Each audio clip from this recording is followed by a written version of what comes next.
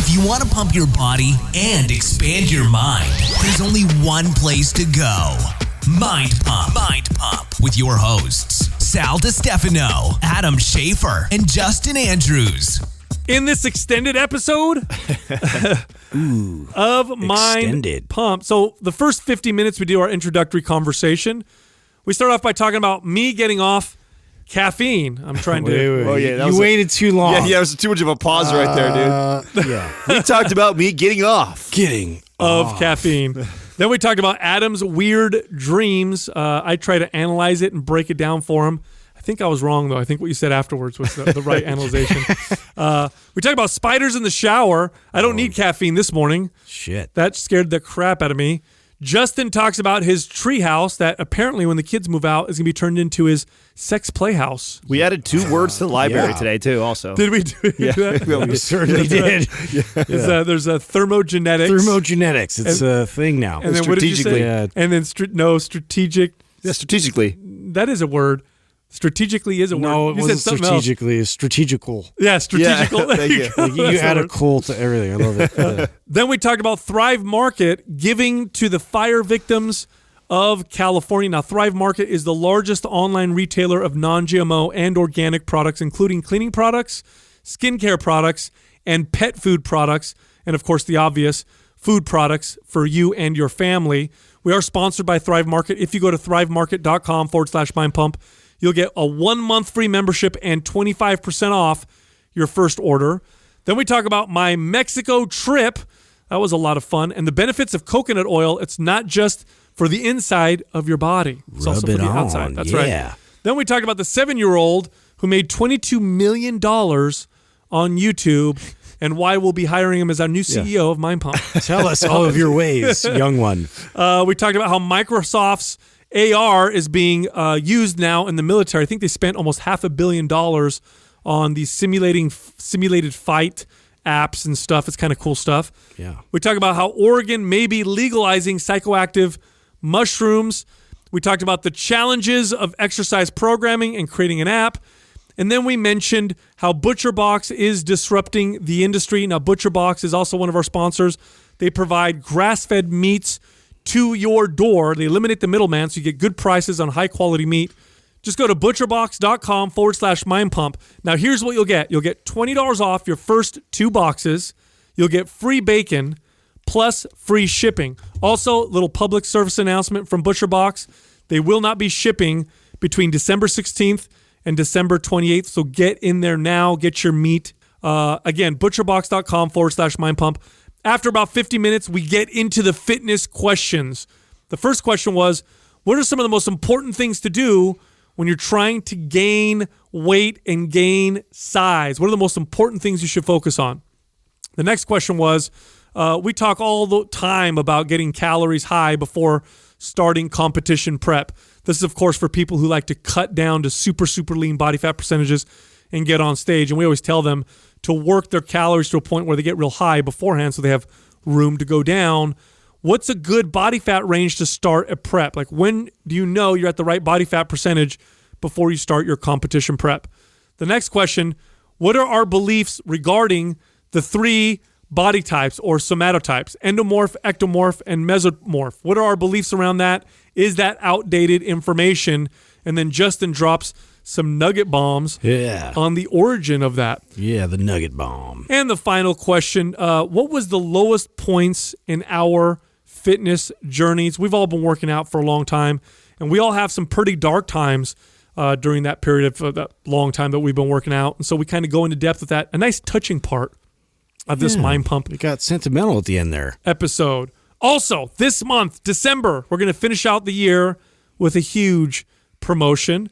Enroll in any MAPS program, any of them, and get 1 year of free access to our private and special forum. Now, in the forum, we have personal trainers, fitness enthusiasts, but most importantly, I'm on there, Adam's on there, and Justin is on there as well. You know this. It's a great place to ask questions. It's a great place to post articles, get opinions, debate other people. It's also got some of our best friends in there, like when you talk about the Dr. Jordan Shallow, your Mike Russios, your Dr. Brinks. We got a lot of brilliant minds that are inside there too. They're all in our forum. That forum is normally almost $100 a year. You'll get it for free for the first year if you enroll in any MAPS program. Tell them what they need to do. Here's what you got to do. Once you purchase, request access on Facebook to the Mind Pump private forum, and then we will let you in. Now, you can find out more about our MAPS programs at mapsfitnessproducts.com. What was the day that we left, that we took off? We started the off time. What was the day? What was that last what? What, Friday? Thursday? Was it? Oh, it's Thursday. Okay. So 1, 2, 3, 4, 5. Today is day 6 of zero caffeine Whoa. for me. Oh, you've been off caffeine? Zero. Oh, no way. 6 days now, which is the longest I've been off caffeine. No wonder you're all like, hey, guys. Hey, what's up? I'm so chill. What's happening? No, it's the longest I've been without caffeine in a long time. And I worked out this morning without any caffeine early, 6 a.m., and I did okay. You know what I find? When my body starts to get used to not having caffeine, I feel like I have more stamina. Yeah. Do you ever notice that? I've experienced that. Like do you get out of breath if you have too much caffeine or you're pushing it? Mm-hmm. Then you work out and you do high rep squats and you start to does that happen to you too? Yeah, that has. I'm actually going through that process right now where I'm like evaluating the amount that, I'm probably ramped up to 3 nitro level a day. Wow. Yeah. That's a lot, dude. Yeah, it's very high. Do you do an enema style or do you drink it? I mean, I haven't gone Ben Greenfield with it yet, but I'm pretty high right now. That was on my Q&A. People were asking, when is Sal going to do the coffee enema? People are waiting for that, buddy. We want this to happen. I want both you guys in the same room doing it live. Both of us in the same room? Yes. I don't know why I have to be a That's like part my of this. dream. You just got lumped in there. Yeah, I don't know why I got I'm not lumped saying in. you. I'm saying Ben Greenfield. I want Greenfield and Sal together. That's the only way I do it is if Ben administered it, because I don't know if I'll do it right. Right? Yeah. I'm afraid, because I'm sensitive to caffeine, I'm afraid if I do that, it's going to be like too much. You know what I mean? Which would make a great video. Oh, man. Oh, die. Yeah. Caffeine can be poisonous. You're not going to die. No, but Well, 6 days without it. we'll because use a light roast. You might like it a lot. Light is stronger. I I think. know. Yeah. But It might be your thing. I don't like feeling like I have to take something. And I'll be honest with you, caffeine's the hardest thing I've ever had to stop using. Harder than anything else. Yeah. Oh, really? Dude, try it. No, it is. Like, I always come right back to it. Yeah, you're off cannabis right now, right? Yeah, I'm on For a while? Yeah, 2 weeks now. Try 2 weeks no caffeine. Wait, it's so hard. Yeah. Oh, you know what? Well, I mean, None at all. Productivity-wise, it sucks. I actually take more breaks off of caffeine than I take off of cannabis. How long do you take a break for? Typically a few days, but it's not enough to make me feel like, headaches. Well, that's not bad. A few days is pretty good. Yeah, I don't allow myself to get that crazy. Like, I'm not like Justin. Justin, you can scale it before you start seeing the jugs of coffee he's drinking and so that I always know, like, and it's like, you guys always be watching. yeah, where I go, I want a cup of coffee, and like I saw Justin just finished his. He's like, okay, No problem. Yeah, no, he's down. I'm in. So I typically have a single cup of coffee in the morning when I'm getting ready, and that's not even every day. Sometimes I don't have it or I don't get around to it. This morning I actually skipped it, but then I had it at breakfast. So I typically have a cup of coffee to start my day. I drink it on the drive over to here.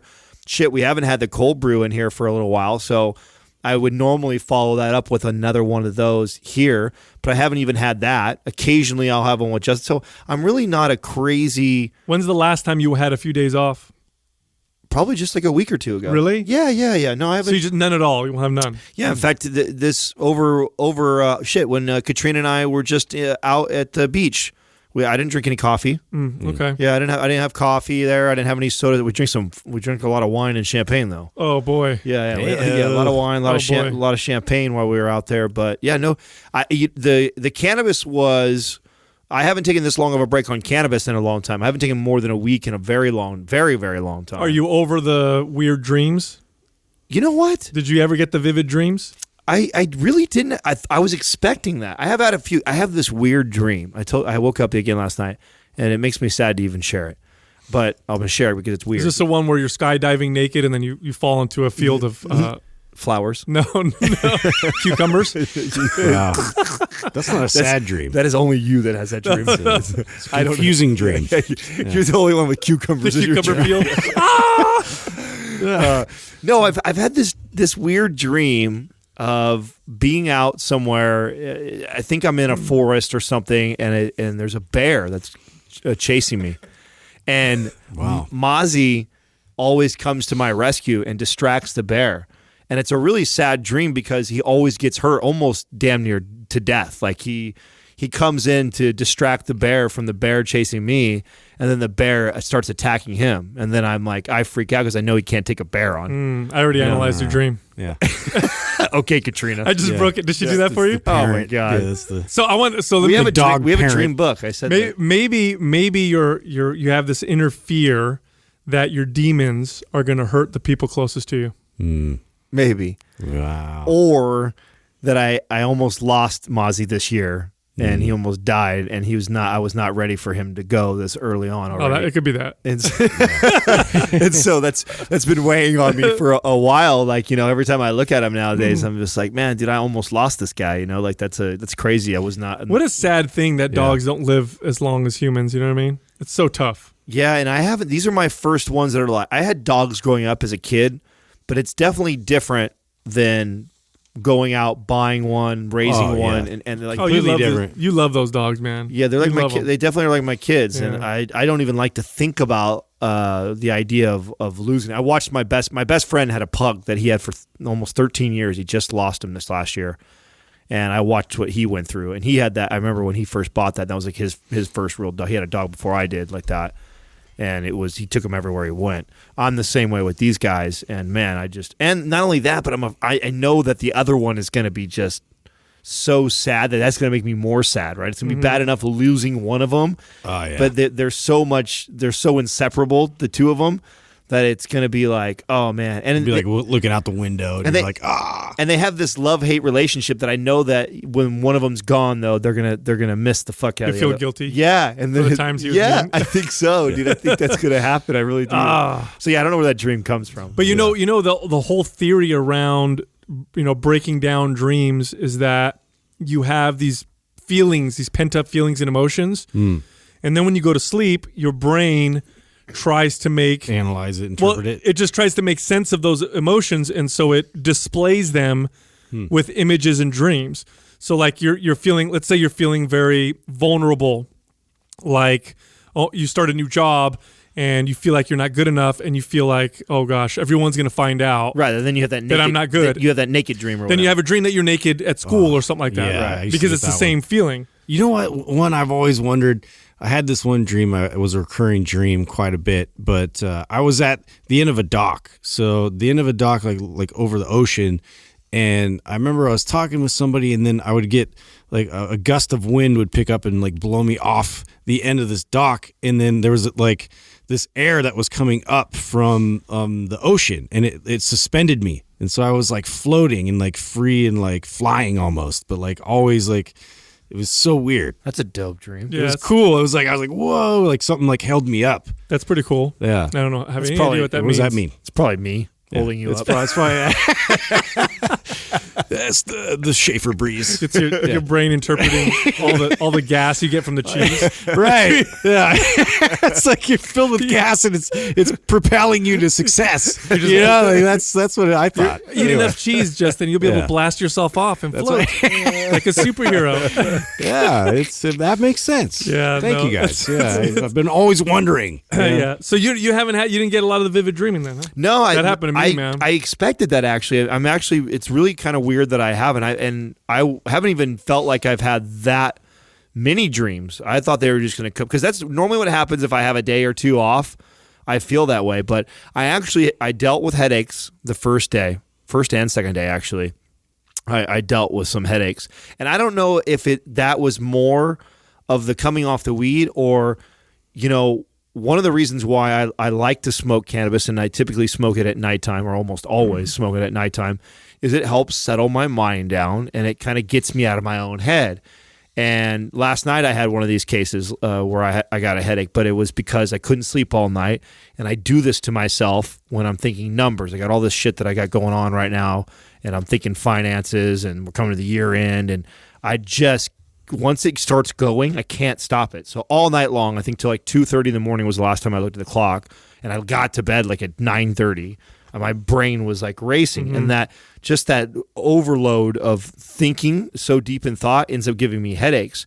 So I don't know if the headaches that I got the 2 days after coming off the cannabis were more related to my body feeling the withdrawals of like coming off. like a physiological response versus just that you're just giving yourself a headache because you're stressing yourself out. Right. Yeah. So I'm not sure, and so, but what I did notice that it was, it's so. This is what I love about cannabis. It's not, for me at least, it's not hard for me to not do it. The hardest thing I've found, of course, right after I think I started it going into the weekend. Football Sunday right now. That's especially on like a rainy day. I love to have a cup of coffee, smoke a joint, watch some football. It's like one of my favorite things to do. If we go on a trip, Katrina and I just went to over to one of our favorite places, the Sanctuary up in Carmel. I love to smoke and be out at the beach and be relaxed out there. Mm-hmm. And then I went snowboarding on Monday, another place that I absolutely loved. So the hardest thing for me is the association that I have. You talk about the popcorn and the movie thing. Yep. There's certain things that I really enjoy cannabis paired with, and I happened to run those all back this last week. But no withdrawals. Like I didn't feel like my body needs it or I want it that bad. It wasn't hard. In my opinion, it's harder to get off caffeine than it is to get off cannabis. I would bet money that that's true, because I know people who smoke lots of weed and then just stopped. Yeah. And I know lots of people who have coffee every day, and if you even bring up, hey, can you think you could stop? No. I think the rituals are more solidified in terms of like the first thing in the morning. Like it literally makes or breaks my day. Like I've attached it so hard to that. Like that's not a good idea. Is to like, completely depend on some substance to get you moving and operating and thinking and being a part of the world. But I'll get caught up in that and then have to check myself and be okay.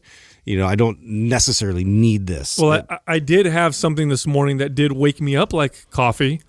This was after my workout. My workout was kind of slow because, again, I didn't have the caffeine, but it was okay. I did okay. I go and get in the shower, and I turn the water on and wait for it to heat up or whatever. I step inside, and right in the fucking corner of the shower, dude, spider this big. Right in the shower. You ever get scared? You ever see a spider that big next to you early in the morning? I told you. I went from sleepy to... Did you fall? Or eat shit? No. Oh my God. No, Jessica heard me though. She's like, what? Because I'm like, oh shit, goddamn. I walked out of the shower and she's like, what? And I'm like, don't go in there. Dude, I told you guys when I used to live at my in-laws and we were waiting for our house to close and everything.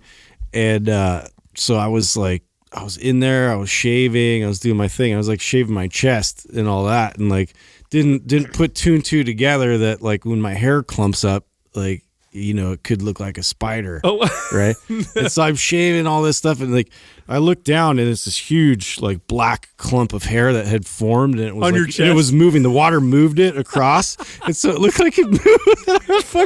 I freaked out. I was like, ah! It threw my arms up, and then my feet. They didn't have that pad that you can get grip with, so my feet just came right out from under me. And I landed on my side on the handle, and so it bruised the shit out of my ribs. I'm laying there naked, my in-law, my mother-in-law runs in, oh man, you okay? I'm like, I'm okay. I'm crossing my legs, I'm like, I'll be all right. I'm fine. But inside I was like, I'm not gonna be okay. I think I broke something. Oh shit. Yeah, it was terrible. What's the name of that guy? You sent over a video of him doing a what do you call those? A spoof video of him playing the guitar in the workout video or whatever like that. Drinking. He's drinking. Yeah, he's on the Drinking Bros podcast. I started following him after you sent that over. Yeah, he did a hilarious video on killing spiders and being this tough. I've been watching his videos. Oh yeah, he's got some funny shit. Dude, it's funny as fuck, bro. Yeah, he's good. What's his name? They're good. The Drinking Bros podcast is pretty good. No man, their little videos that they do on there. I mean, I must have went on an good humor. Oh, I went an hour going through all of his Instagram. I looked them up maybe his name's Mike. Something. Yeah, you sent him over, and I remember you found him 2 years ago. Mm-hmm. and I saw their stuff, and I liked what they were doing, but I didn't really pay attention. I hadn't been following any of them. Yeah. And you sent that over, so I jumped on his page, and I started following him now because, man, he's got some hilarious I loved content. That. Yeah, that heavy. He came out with like this heavy metal song about like racking your weights and all that, and I was like, yes, like it was great. Like had a decent actual tune to it. No, we got to get connected with those guys. I feel like they're our people. For I think sure. we've tried, haven't we? Way back, we have tried. Like 2 years ago. I think we should. Yeah, maybe we should make a push. Yeah, we hadn't in a long time. I mean, it's tough to probably do a podcast with 6 guys. I know on it. Yeah, because they have 3, right? Yeah, there's a lot. Yeah, it's a little overkill. That's a good time, man. Yeah, it's fun for us, but as a energy, as a listener, I remember the first time I listened to a Joe Rogan. Remember when Joe Rogan used to do those fight analysis? He still does those. Does he fight still companions? Yeah, I hate those. Yeah, really, those are sometimes some of the highest. Funny though. Some of those are their highest downloaded episodes. They are. Yeah. Oh, I don't like them. Yeah. Really? Because there's too many people. Yeah, it's hard to tell. You know who Joe's voice is, but unless you really know who the other people are, and you know their voices, it just seems chaotic. Initially in the beginning too, like they would talk over each other the whole time. That's what sucks. I think it got better as they've done more of them. But yeah, they used to just talk over each other, and it just was chaotic as fuck. That's something that I know that we've improved on for as long as we've been doing this, because that was a feedback that I remember getting all the time from people. Is it's hard not to. You got 3 people having a conversation in real life. If we were all having a normal conversation, you wouldn't give the other person a pause. You just talk over them. This is how you would converse. Especially if you're drinking. Yeah, especially with buddies. It's just like normal to do that. But as you don't really think about the listener on the other side who's trying to pick up on everything that you're talking about, that how annoying that is to hear people. I know in my family, you just yell louder.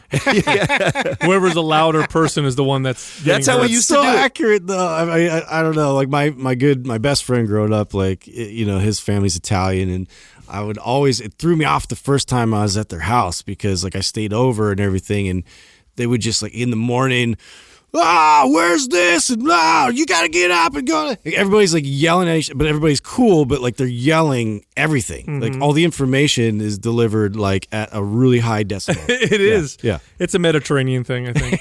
It's true. And a lot of hands flying. Yeah. What were you doing over the weekend, Justin? I saw you finished your... Yeah, I just literally just poured myself into that project, and so it's done. Kids, it's done. I'm adding, of course, there's additions to that, in the future, as far as the zip lines, the accessories, the rope ladders, all these types of things that are gonna hang off of it and be attached to it. But yeah, I was stoked, man. It was it was sort of zen to me. I really enjoyed it. I was out there with my kids. Of course, I only have their attention span for 10, 15 minutes at a time.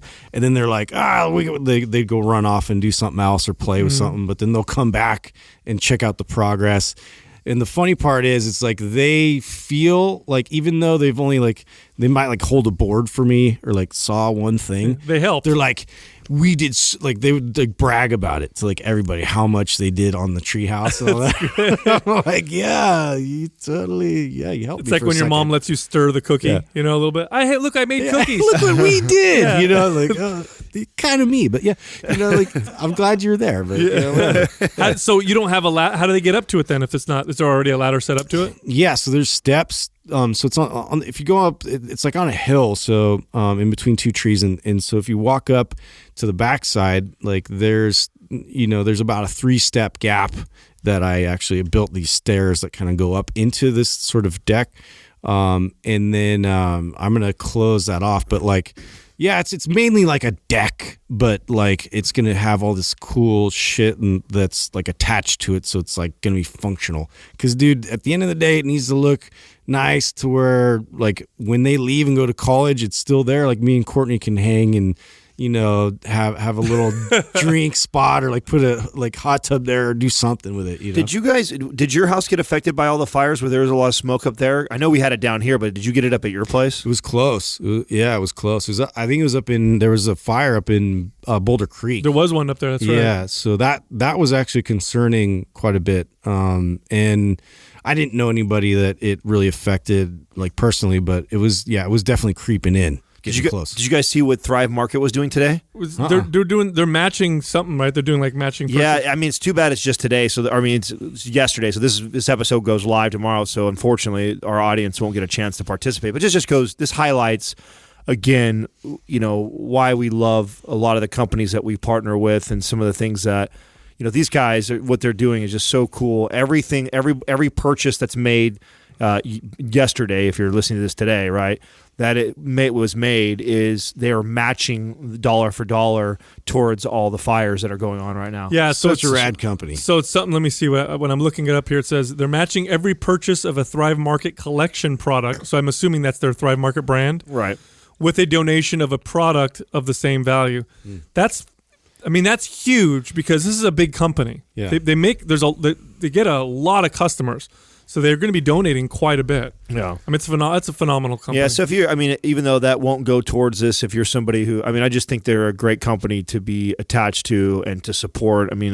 They're always doing good work. I think it's really cool to see them to jump on something. I can't imagine like what it takes to steer a ship like this. Like you can't prepare for that, right? As a marketing team and as a business, like that just happened, right? And that's like a quick response to do something like that. Like, hey, we're gonna, whatever we got going on today for sales, we're gonna donate X amount of dollars towards this or product or whatever it is to help out. I think that's really cool. Yeah, very very cool. Yeah, awesome. Well, I'm a little tired from my trip. You're like tan too. Dude, yeah, I got dark, super tan. Yeah, your forehead especially. We were in. That gets most of the sun. Yeah. We were in Cabo for my cousin's. My cousin Giuseppe just turned 40, or he's turning 40, so he's the first one of the group to turn 40, and so we did this. Oh, it's a big deal. It's a big deal. Yeah. And oh man, I don't know if it's the oh shit, I'm getting old, feeling or whatever, but we went like super hard. You know what I mean? Like, I don't know if it's your ego just trying to prove that you can still do that. I got all this youth and I could bounce back. Yeah, I'm as good as I was when I was 20.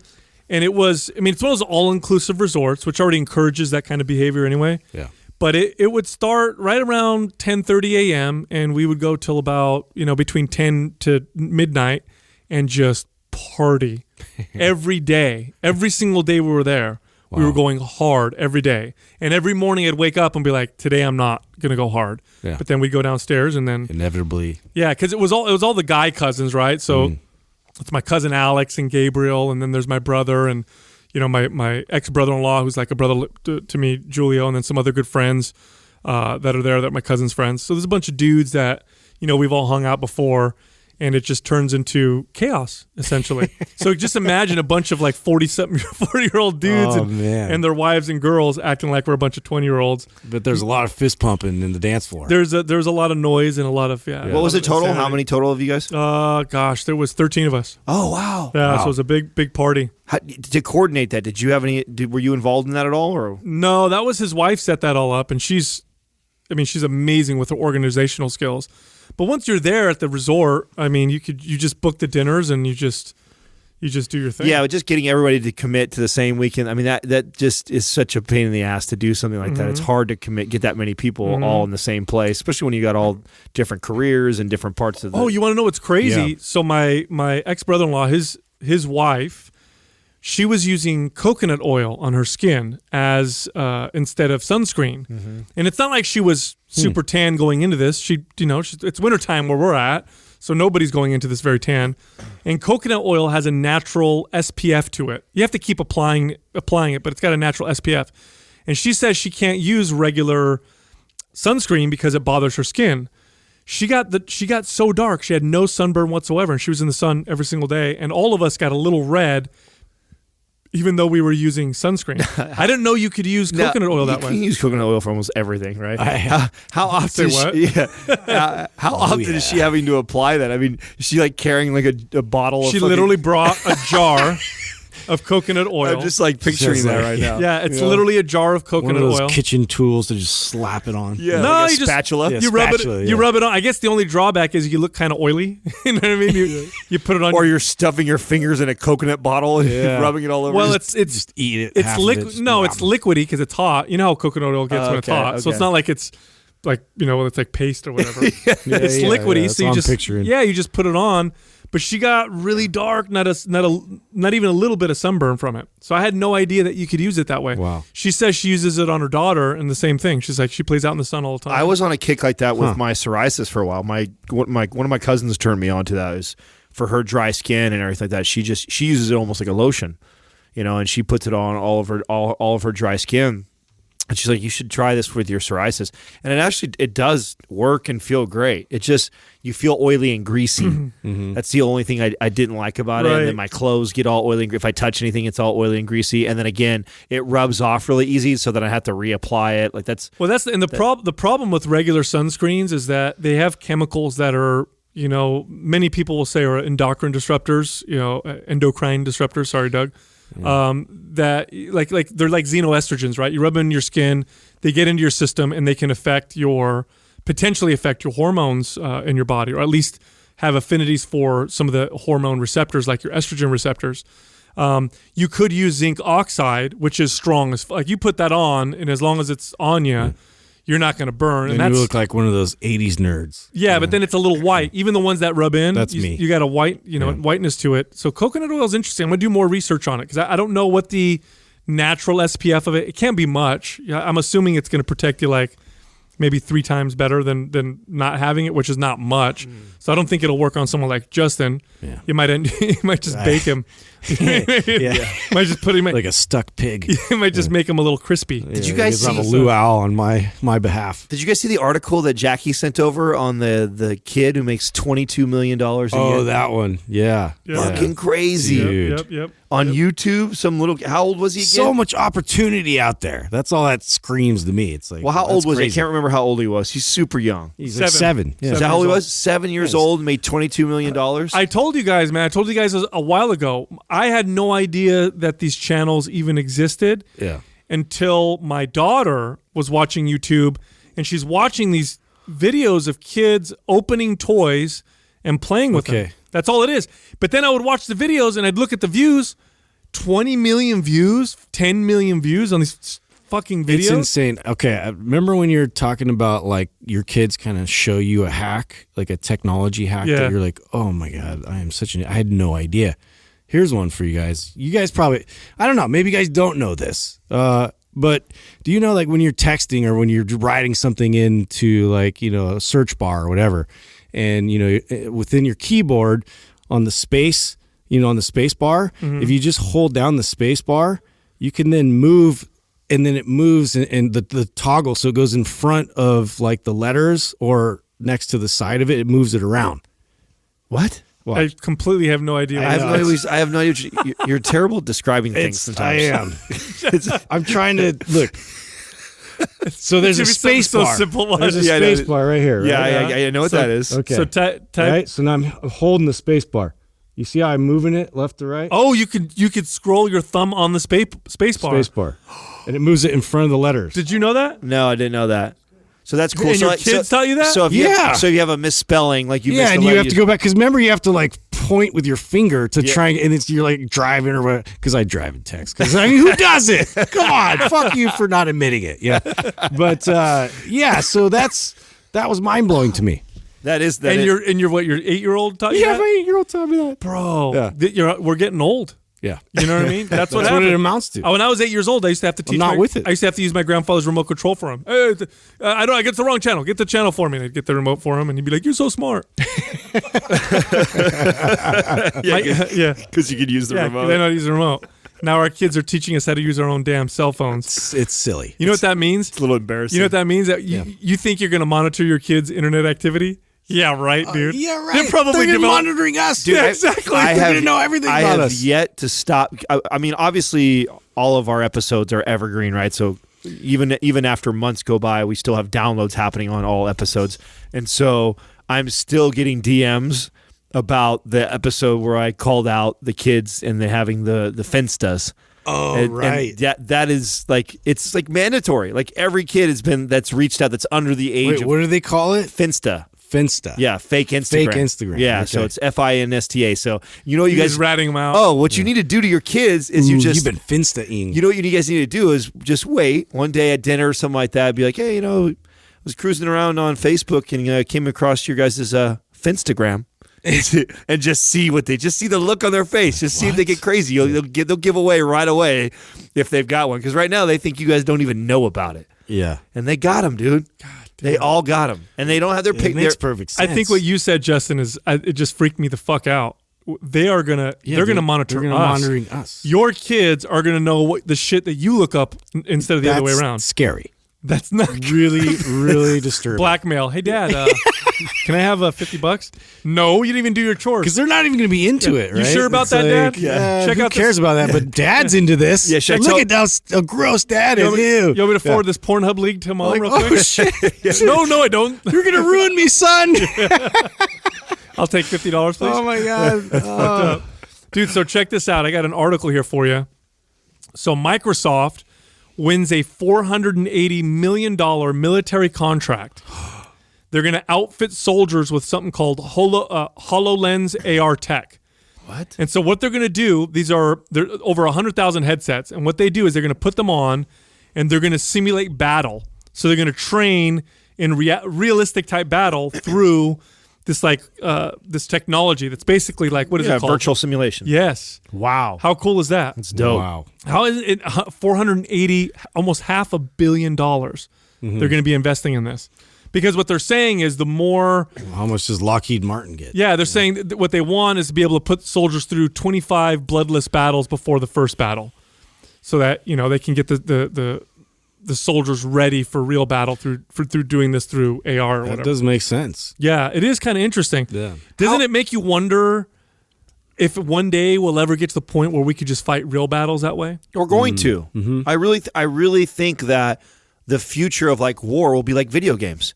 There'll be two countries that are talking shit to each other, and you'll be like, all right, let's get to the sticks to settle this shit. My robot will beat your robot. And it's your tech. We'd have to agree, though. You know what I mean? Well, we have to agree that that's the rules. That's the future. The future, I think future leaders will look back at our last 2,000 years and go like, what a bunch of idiots. Yeah. They sacrificed real humans to settle a battle. Well, you know what's interesting about that? I've always thought about this because you see it recurring in like some movies and some history where they would both agree to use their champions to decide. Yep, right? I always loved that. I was like, I wonder how often that happened in history for real. Well, okay, look at it this way. Look at the battles that countries had before the American Revolution. You would see countries agree on a particular place. They'd line up soldiers and they'd fire at each other. Mm-hmm. And it was like there were rules. There were kind of rules to war. And then the guerrilla tactics and stuff like that kind of helped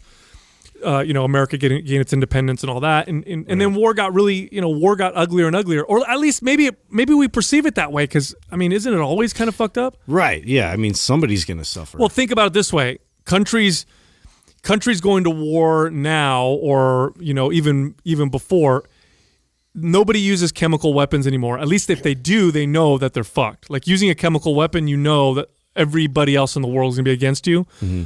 I hope we could get to the point where, like what Adam's saying, where we could make it a virtual reality war and say, and then if a country's like, nah, fuck that, we're going to fight for real, then the rest of the world says no. Right. We're all going to jump on this guy's side because you already made this agreement. Right. Yeah. And think about that. That's we'll how be screwed. That's how you'll settle everything. There'll be like trades, arguing back and forth. Anytime there's a disagreement, like, no, fuck you. No, fuck you. We want that. No, that's not fair. Okay, let's go settle this. And you get in the virtual world, and you're like, "Fuck, we lost. Damn. Yeah, we got to give up. We have to trade that over to them." You'd have to have like a third party host it, so there's no cheating, no cheat codes, no up, down, down. Good luck monitoring that. Yeah, South Korea would dominate. They have like the world's best gamers. Yeah, exactly. They'd fucking kill everybody with them. Wow. Yeah, that's kind of interesting though, right? Gaming is that much more important. But I mean, $500 million invested in something like that. That's big time. That means they see real value in it. Right. You know? That's very interesting to see how this is going to play out. Very interesting. Here's another good article. Oregon, it may have, or I think it is going to be on the ballot for 2020, where they're going to put something on the ballot that will allow psychoactive mushrooms to become legalized in Oregon. Oh wow! That's the next big liberalization of drugs or whatever is going to move in that direction. I think so. And Oregon's going to have it on their ballot. Well, because they've already shown its therapeutic value, right? Right. Yeah. And so it's all kind of crumbling. I think the war on drugs, little by little now, it's starting to, the threads are starting to fray. I think it's starting to come apart. And here's the thing. Some people argue about the way that our country's divided up and set up with states and stuff like that. But I think it's brilliant because that's the same way alcohol prohibition got overturned. It was state by state. Mm-hmm. It's happening with cannabis, and it's happening with. I think it's going to happen with magic mushrooms or psilocybin, which is more the scientific term for them. Was it you who sent over the article about the free electrics fitness business or whatever like that, or was that Jackie too? No, I don't think so. Yeah, there's a company based out of Europe. It's Europe's one of their most popular application is poised to flourish in U.S. market with the help of several Los Angeles-based investors. It's called Free Electrics. They're based out of Munich, Germany. They just got $45 million, and it's a all-powered mobile fitness coach. I thought it was you who sent that over. No, what is that? Oh, yeah. Explain that. I don't know much about it. I thought it was you who sent it over. So I was going to ask you about it today when we got in. No, I don't know. Yeah, no. Well, it's in our thread, and you're in the thread, and it wasn't me who posted the article. I could have sworn it was you who said it. I can read it to you right now. Yeah, I have it pulled up right now. So.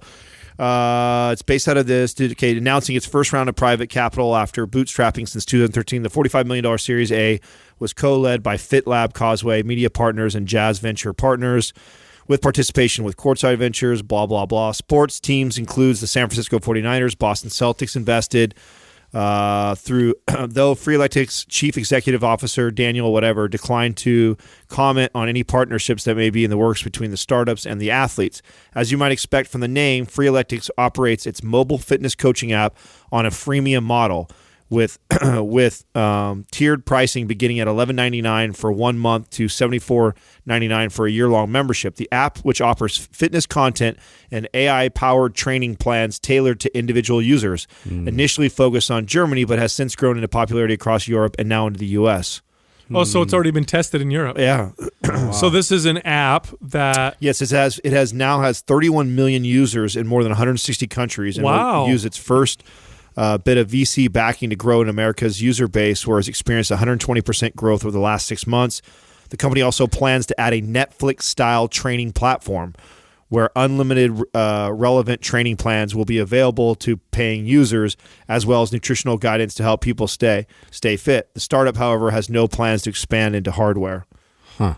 So do they actually have real coaches involved with this too, like streaming coaches, or is this all AI?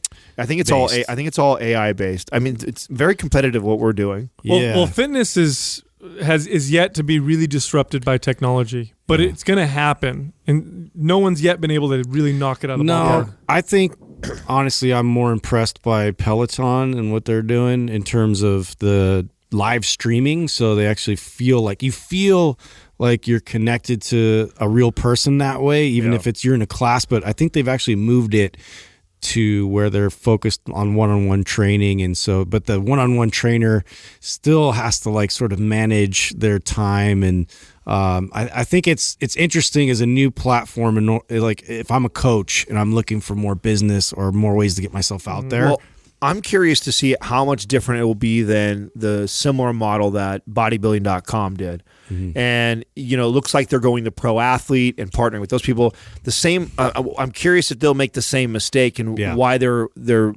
is room and opportunity for us, and why I think we made our way into this space is there wasn't a lot of energy and effort put towards legitimate good programming to really individualize per person. Where is it going to be like this? 31 flavors of programming, and you pick and choose, like the consumer picks and chooses, I want to try this program. I want to try this, versus finding something that's really custom and tailored to that person and what's ideal for them. Are they just going to make it flashy and cool? Because that's a good point, because workout plans, being able to just pick whatever workout plan you want, that's been around for decades. Yep. For decades, you've been able to do that. Well, it's bodybuilding.com, in its time, what it did was a brilliant model. It was one of the most active websites in the world, and they were smart. What they did was they offer all these free programs on there, and they used all these fitness celebrities, covers of magazine people, and Instagram type celebrities to be the face of it. It was brilliant to get traction, and they used that freemium model to then market and sell the supplements, which is where they make all their money.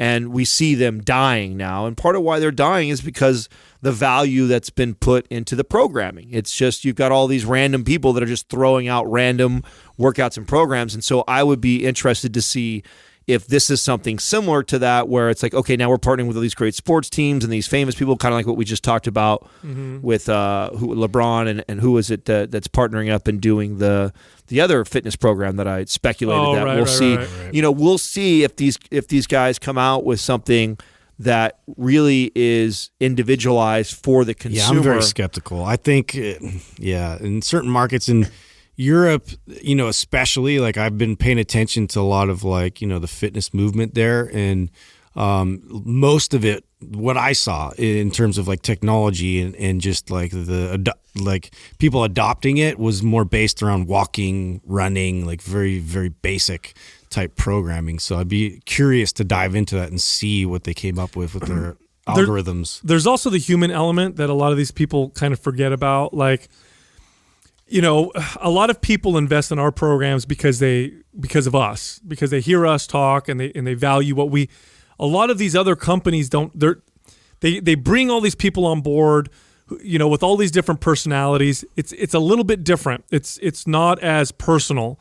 And I mean, look, how easy has it been just to get a workout for free for now 3 decades? Even when I was personal training, you could have got a free workout anywhere. Yeah. Didn't cost anything. But yet, why were people working with trainers? And then why do people stay with trainers? It's part of it's the programming, part of it's the personal, you know, connection. And so that's the piece that I think that technology is having trouble with the fitness industry, because it hasn't really been disrupted like other industries. If it was as simple as selling a product, it would have been completely disrupted just like everyone else. You know what I mean? Well, if nutrition was just all completely based off of the law of thermogenetics, then that would, you know, I feel like it's the same thing. I feel like thermodynamics. That's what I meant. Thermogenetics. Thermodynamics. Thermodynamics. It is thermogenetic. You guys aren't up on that technology yet.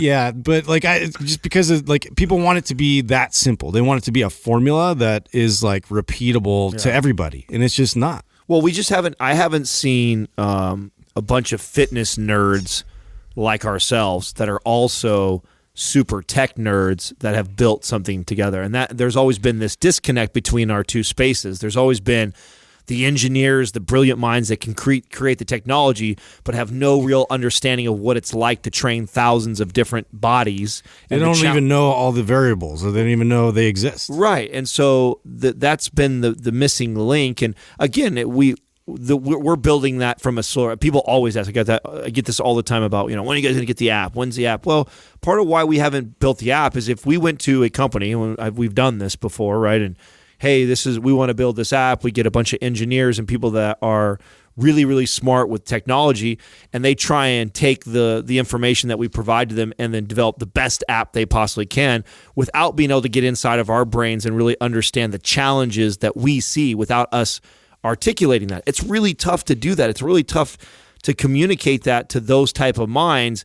It really takes the blended one, and there's not a lot of them out there, at least not that are on this level, that have got this kind of funding and backing behind it. I've met some people I know that listen to this show that also create apps and, you know, have somewhat of an idea of the fitness space, but there's something about when you've trained so many different bodies and you've seen so many people with the same goals, but you have to go about a total different way because of not just their body, but the psychological component. That's what I mean. I mean, so different. Yeah. You have to take that into account when you're trying to lay something out for them. And you're right, Sal. It's the reason why I think we've had the success we've had is because the show and the forum is absolutely crucial to the success of the programs, and we knew that from day one. Otherwise, there wouldn't be much to separate us from all the other programs that are out there, because if it wasn't for you consuming the content and listening, going like, oh shit, I just heard what Sal was saying about X, Y, and Z, and that's me. Like, I need to be careful not to make these mistakes. That's a perfect point. You have to constantly educate throughout the entire process.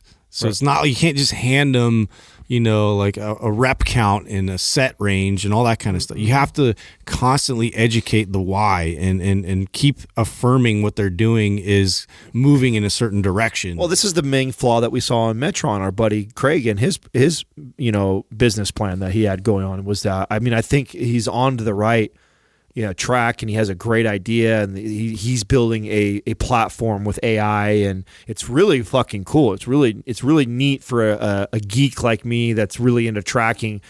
I would geek out on it, but I also know that there's so many individual variances that it's not just as simple as scaling your sets and reps and weight and volume in your training and being able to reduce it, increase it. Like, there's so many other things, like Sal, you just touched on, like the psychological factor, that it takes the other person to learn to have to assess themselves to then make that decision. Do I go up? Do I go down? And then presenting the right information in the right amount to them at the right time. Right. So you have to make sure you're not overwhelming them with all these numbers and all this extra stuff. It's missing the coaching component. And so for us, it is very interesting. The podcast and the YouTube channel are our coaching component. The programs are what they follow. Yep. So it's like you follow the program, you listen to the podcast, you go on the YouTube, and you've got that coaching along the way, because ultimately the best person, the person with the best information that's going to design the best program for you is you. Mm-hmm. It's not me, it's not Adam, it's not Justin, it's you yourself. You just have to learn how to do it, and that's the piece that, look, you know what it reminds me of?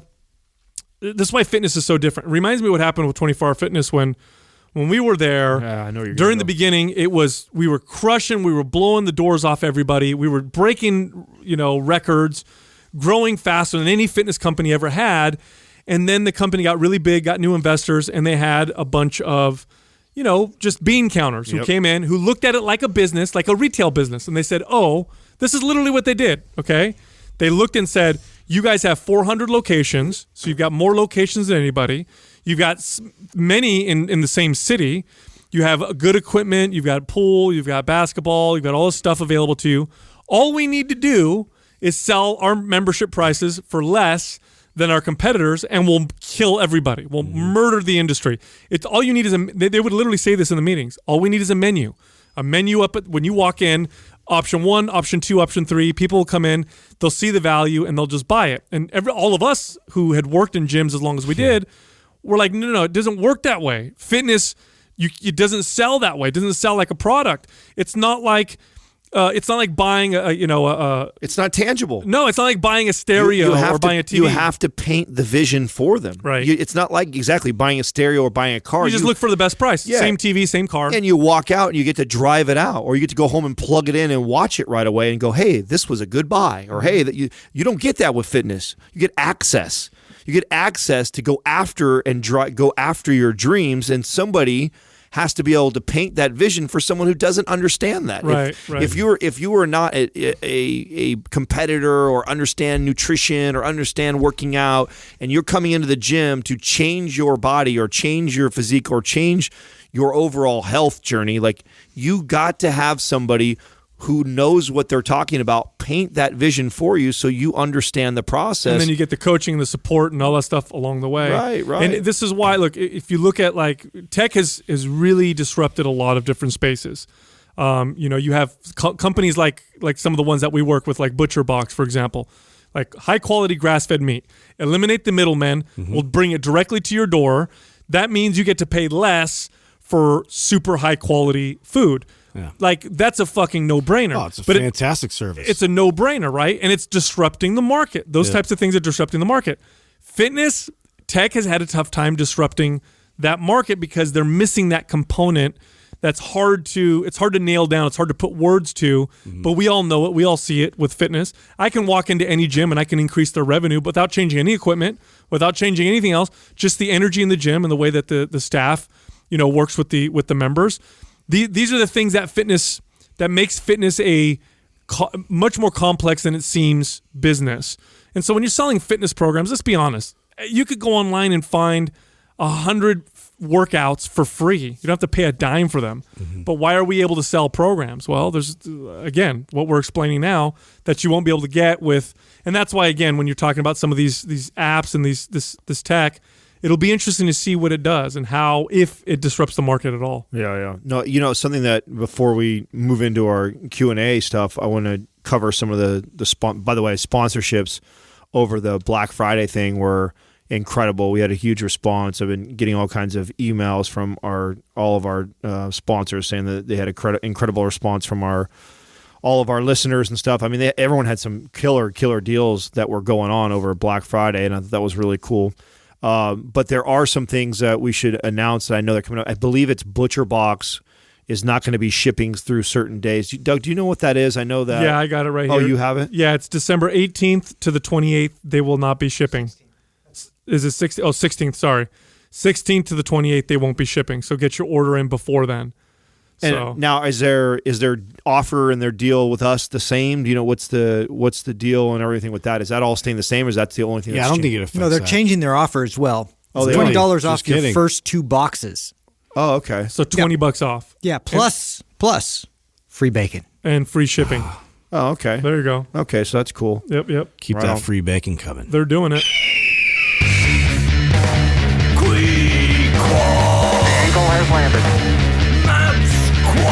Today's Quah is brought to you by MAPS Anabolic.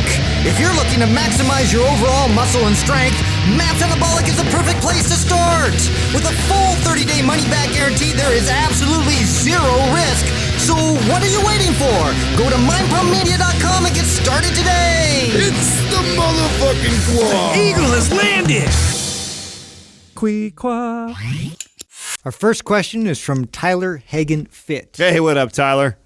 What are some of the most important shout boxes to check in the gaining phase? I feel like when I eat in a surplus, I really only put on body fat and not much muscle. How might one turn that around? I used to do that all the time, man. Yeah. I would just increase the calories until the scale started to move. Yeah. And then when the scale would move, I'd increase the calories some more and just be like, I'm gaining weight. And it was all, a lot of it was body fat. I mean, we got to admit, like, there's a little bit of fun in that. It's a little bit of What do you mean we have to admit? It's I'm trying to. I mean, we always like, oh well, you don't want to do it this way. Like it was a fun little phase. Well, what are some of the things, like, I right away, something that comes to mind, like, and I know there's a couple, but the first one that comes to mind for me that was a big box or a game changer when I was trying to gain, that I kind of pieced together later on, like things that I had to do.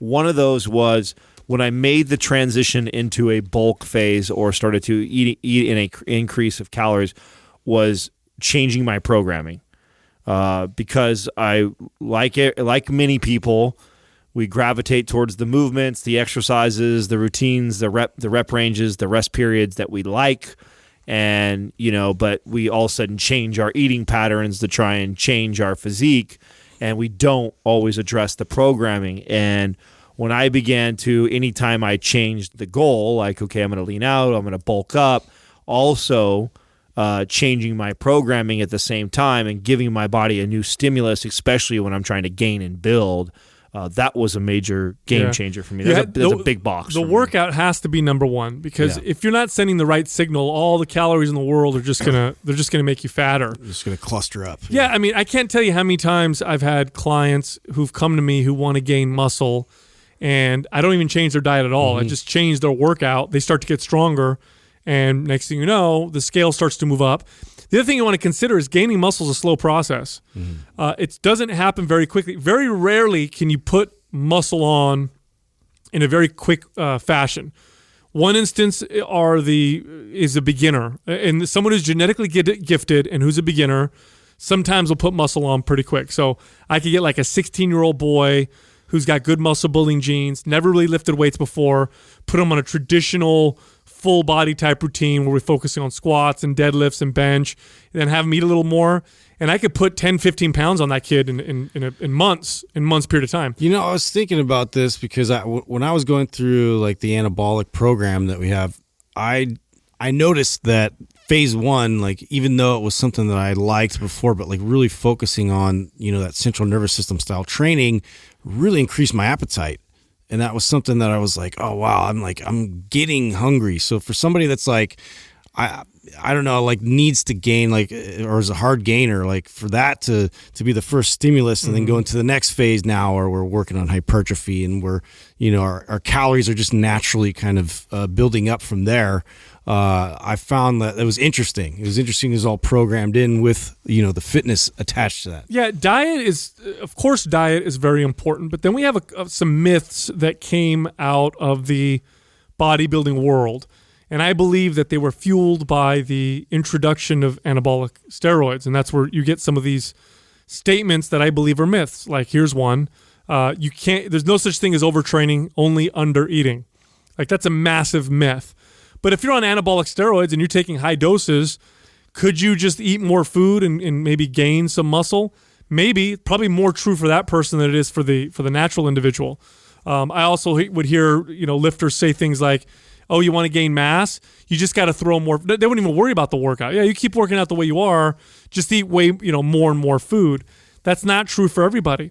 The workout is what initially sends the muscle building signal. And if your body wants to build muscle, this is something you want to kind of understand. If your body wants to build muscle, it'll do so on less calories than you think. It doesn't require a whole shit ton of calories to do that. I mean, even if we break it down to the simple, and you look at a pound of muscle and how many grams of protein would be required to build that pound of muscle, you'd need to increase your protein intake by like 5 grams a day or something like that. It's really, really silly, especially if you're gaining a pound of muscle every 2 or 3 weeks, which would be a very rapid rate of muscle gain for most people, unless, of course, you're a beginner, in which case many times it happens much faster. Well, wasn't that like what blew our minds when Ben Pack was talking about, bodybuilders? We assumed like they were just able to eat more. Yeah, consume like 8,000-10,000 calories, meal like days, and it was like no, it's just they've been able to utilize all that food like more efficiently. That's right. I mean, here's the argument I always tell people: if I took a bunch of guys eating, let's say they eat 2,500 calories a day doing workouts, and I changed nothing at all but just put them on anabolic steroids, they'd all build muscle. Without any more calories. So I'm not saying you don't need to eat more than you're burning to gain, because that's one of the things you need to do.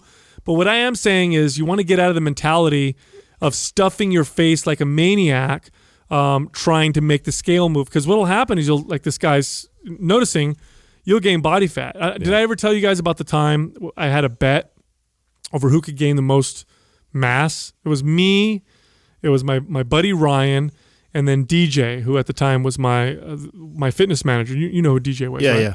So the three of us were, and Ryan was like one of my top trainers. DJ was the fitness manager, and I was the general manager. And we would all talk about working out, and then we started working out together. And then we made this bet, and I don't remember how much. I think it was $500. Who could gain the most weight in 60 days? Who can gain the most mass? That is great. And we just went on an eating spree. Now, it wasn't who could gain the most muscle. It was just who could gain the most weight.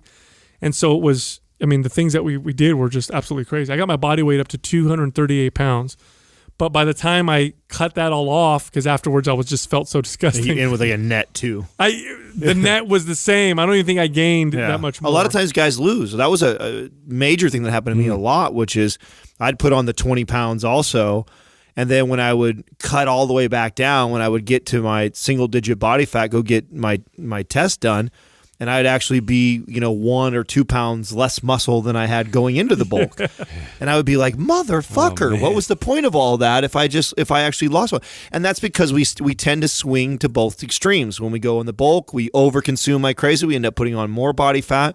When we go into the cut, we tend to cut really, really hard and cut so much the body starts to adapt and even lose muscle mass. So I'm thinking of all the things that were like major pivotal points for me in my fitness journey and since I spent a majority of it trying to master and figure out the bulk. Another thing that was a game changer for me was to take my volume and measure it right where I'm at currently before I decide to go on this bulk. And I would keep it simple. What I would do is I would look at my big compound lifts. So I look at my squat, my deadlift, my bench, my overhead press, and for a couple weeks, like 2 weeks typically is what I would do, I would track my volume. So sets, reps, weight, You multiply all three of those, that gives you your total volume. And I say, okay, what's my total volume on my overhead press? What's my total volume on my bench press? What's my total volume on my squat in a week? So what am I? And I would take 2 weeks so I can get kind of an average of the two of them. And then I'd figure that whatever that number is, and let's just say for hypothetical reasons, it lands at 10,000 pounds of volume for my squat. And it's in the next week, it's like 10,500. So I'm going to say, oh, okay, on average, I'm hitting about 10,250 pounds of volume for my squat. I would then set a goal to incrementally increase that volume over the next 4 to 6 weeks that I would be bulking. What an incredible way to ensure you are probably going to build muscle. I mean, that is one of the easiest ways to, if you're eating an increase, if you're eating in a surplus of calories, and you are gradually increasing your volume, especially when we're talking about the major lifts that I just mentioned, it's going to be hard for you not to build muscle. You are going to build muscle for that. A majority of, or what happens a lot of times is we neglect tracking volume because it takes work. It takes effort to write down your sets, write down your reps, write down your weight, figure all that out. And I know it seems tedious for a lot of people to do, but if you want to guarantee building muscle, this is a big step to take in your training program because sometimes you don't know what your total. You think, oh, I changed my workout, not realizing your total volume is lower than it was before. Or you were 1 week you're feeling great, so you're crushing the weights. You had intense workouts. You did extra sets there all the time, and then the next week you have kind of an off week and your volume decreases, and you don't know it decreases because you still feel like you train consistently every single day and you did the normal exercises, but you did lay off a little bit, and you got to understand that when you do that, you do send a signal to the body that it doesn't need as much muscle as it needed the previous week. So if you kind of do this is what causes a lot of peaks and valleys for people that are in trying to gain consistently, and they just can't seem to do that. But if you have a much more strategical approach, and that comes by tracking and seeing where you're at before you go into the bulk, and it doesn't need to be a lot. You don't need to go from 10,000 pounds of total volume and then it go to 20,000 the next week. You don't need to do that at all. Just make sure you're slowly increasing week over week and watch the gains come on. Yeah, and now that being said, there are cases. I know, strategical. I'm going to add that one in the library. I like that one. Yeah. Now that's almost as good as what did you say? Thermogenics. Thermogenics. That sounds like if you have good thermogenics, it's very strategical for you to do it this way. Yeah, you're on fire. That's the law. Your genetic line. He said thermogenetics. That's what he said. Thermogenetics. Yeah. It's a new way. Now that being said, there are cases where reducing volume will actually put muscle on you. In some cases, for the hardcore, this was me. I would do so much exercise, so much working out that I was just overdoing it. And when I reduced it, I started to gain weight. One of the biggest game changers for me, in one of the years that I put on the most muscle I'd ever put on in my life, was the summer, I want to say after my sophomore year. It was either after my freshman or after my sophomore year. I gained over a summer almost about 12 pounds of mostly lean body mass, and it was legit lean body mass. I mean, I had stretch marks on my legs and on my shoulders. The summer of '69. And one of the reasons why this happened for me was this was the first time I had ever really dedicated a lot of time to squatting and deadlifting. Yeah. Those two exercises put so much muscle on me, and compared to other exercises, it was absolutely insane. So if you're somebody who really wants to gain mass, you got to focus on those big compound lifts and practice them and get good at them. And when I say practice them, I mean treat them like a skill. So rather than going to the gym to hammer yourself, just practice them frequently all the time. Get really, really good at them, and then watch what happens to your muscle in terms of how it grows. Here's the last one that I'll say that was a game changer for me. And this one took me a long time to learn. Sleep. Sleep makes a huge difference on how much muscle your body's going to build. Now, when I was a kid, I'd get away with not sleeping that much. 5-6 hours, I'd wake up and I'd feel like I was full of piss and vinegar, and I'd go to work and do my thing. And I remember there was this old timer that worked out in my gym, old lifter, but he was jacked. He was like 240-pound guy. He looked old to me, but in reality, he's probably like 47 years old or something like that. And I remember talking to him, and he would tell me, "Oh, I've been lifting weights, since I was in the 70s, this, that, and the other." And I asked him, I said, "Okay, well, what are the secrets, to building muscle?" And he said, compound lifts, train your whole body at least 2 or 3 days a week, make sure you get adequate protein. And then he said, and then make sure you get really good sleep. And I kind of smirked when he said that. And then he stopped me, and he said, "No." He goes, He goes, everybody does that when I tell them to get more sleep. He goes, you talk to anybody who's been lifting weights as long as I have, and they'll tell you just how important it is. He goes, trust me, go to bed at a particular time, wake up at a particular time, get 8 hours of sleep every single night, and watch what happens. And I remember he actually sold me on it. And I said, okay, let me give this a shot. And I did it. I went to bed, and I got 7 to 8 hours of sleep every night. And after about a month, I remember my strength went up considerably on almost every single lift just from doing that alone. And I thought to myself, like, wow, something so simple as getting good sleep could have that big of an impact. But it's absolutely true. It's absolutely true. And if this is very, very important to talk to kids about, especially because because the person asking the question don't know how old you are. I don't know, what your exercise history is. But usually when someone's asking me a question about putting on mass, like I need to put on a lot of muscle, and I just put on body fat when I eat more. It's a very young mentality. Usually it's somebody who's in their teens, 20s, and it's a dude, probably ectomorph or somebody who's skinny fat. And what usually goes along with that is somebody who doesn't typically get good sleep. They party, and they wake up and, they wake up early because they have to go to school or to work, and they don't really pay attention to the fact that they're not getting adequate sleep. Makes a huge difference. It also makes a big difference on fat loss. Your body wants to store body fat when it's in a state where it thinks it's stressed, and it doesn't necessarily want to put muscle on because, remember, muscle is expensive. So sleep is an important part of that, not to mention the recovery and rebuilding process. A large percentage of that, or at least a significant chunk, happens while you're sleeping. That's when your growth hormone levels are at their highest level. They peak during that sleep period. And your body's insulin sensitivity is much better when you get good sleep. You want to be sensitive to insulin, especially if you're trying to use carbohydrates to build muscle, which you should be doing. And I guess that would be the last thing I would say is don't cut any macro too long or too low. It's really, really hard for most people to gain a lot of muscle on a ketogenic diet, on a super, super low carbohydrate diet. You're going to want to have an adequate amount. Doesn't mean you have to have high amounts of all these things. Same thing with fat. You can't go too low on fat if you want to build muscle because you need fat for hormones.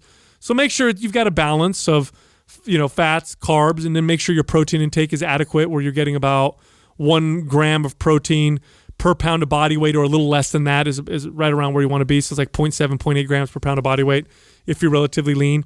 Do that. Do the good workouts. Monitor your volume. Get good sleep. And then remember it's a slow process. And then be consistent.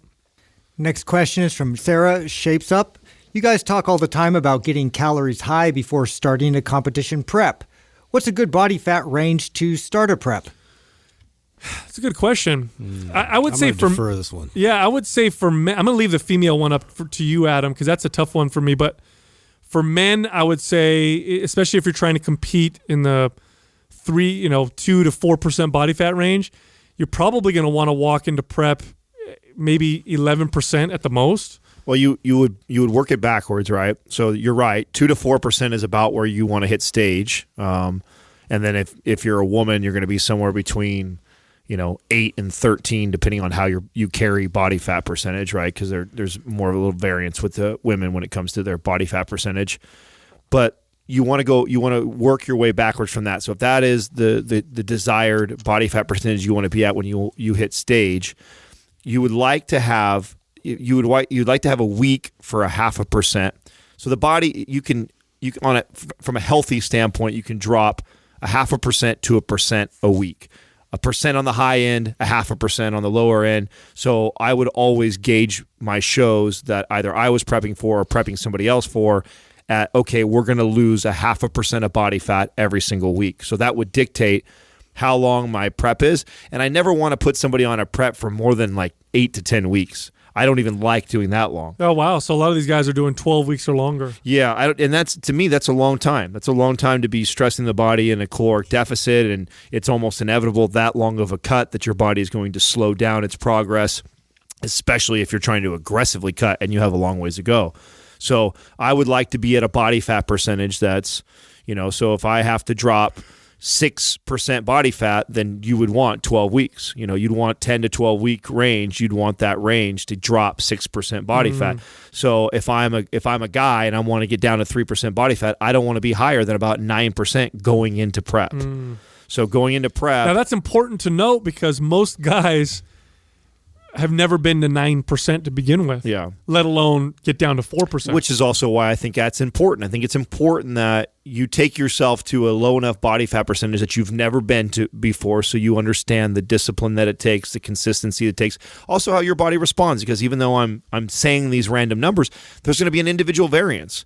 Doesn't mean there hasn't been some outliers that I've trained or that I've experienced where we've lost more than 1% of body fat in a week, and that doesn't mean there's some outliers that struggled to lose even 0.5% in a week. So you need to find out how responsive your body is when you decide to go into a cut. Some people lean out really easy, have a harder time bulking, and vice versa. Like leaning out is, my body's very responsive when I decide to say, okay, I'm going to go for a cut and I want to lean out. My body's very responsive. So I only had, I think, 2 preps that I did longer than 6 weeks. Most of my preps were as short as 4 to 6 weeks.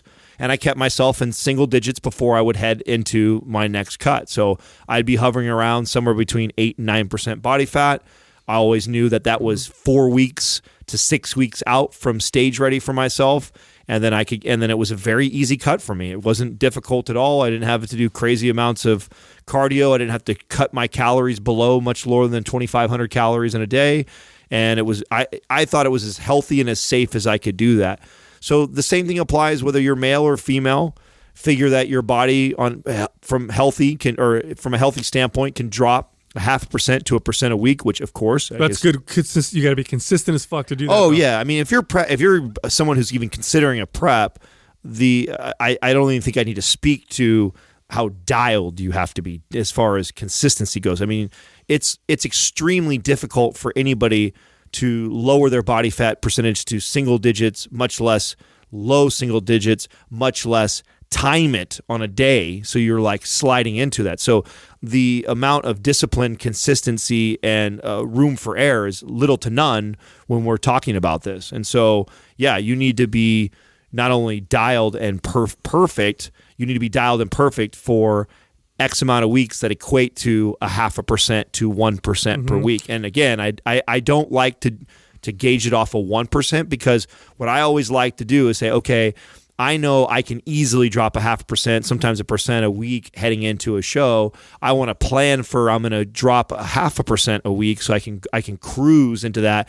and then I can evaluate where my body is the final 2 or 3 weeks and know do I need to aggressively push it or can I stay consistent with this momentum that I already have going into it. I think it's important to say the following: like competing in a stage presentation sport, getting on stage, being that lean and getting that lean and doing all the things that it requires to do that, it's not healthy at all. It's very difficult for the body. It's very challenging. It's a very high-stress thing for the body.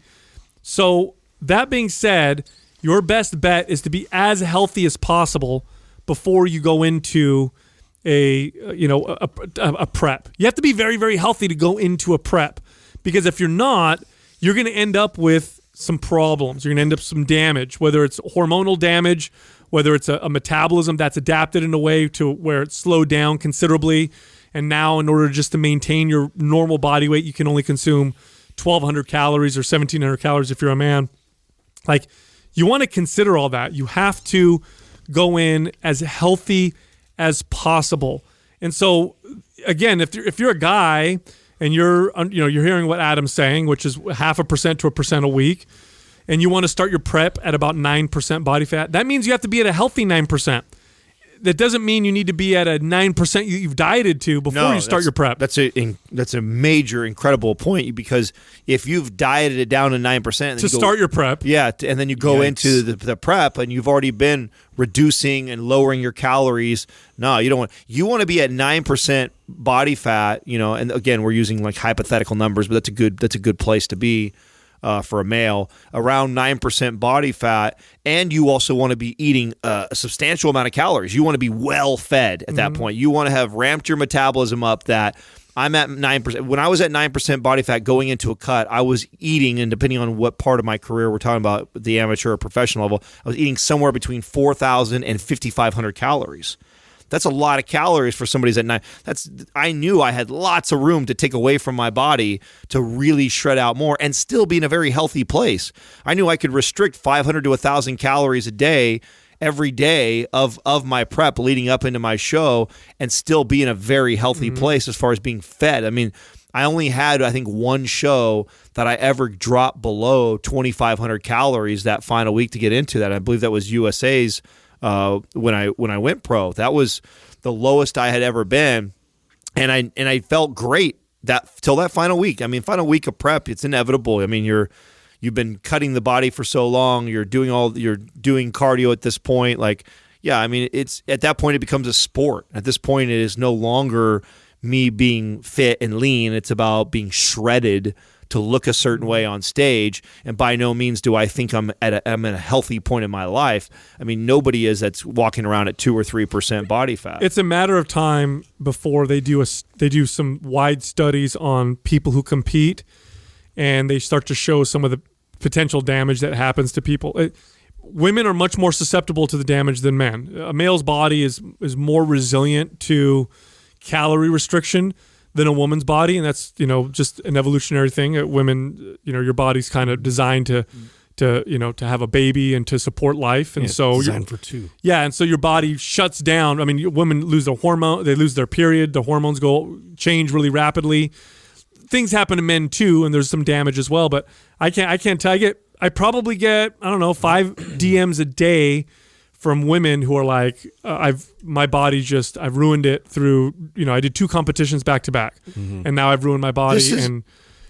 This is my love that I have for our good buddy Lane, and I know Lane takes a lot of shit from his approach at how he gets attention and how he's grown his social presence. But the way I found Lane originally was he was the first really, really intelligent person that I found in the men's physique, women's bikini coaching world that was speaking out on this.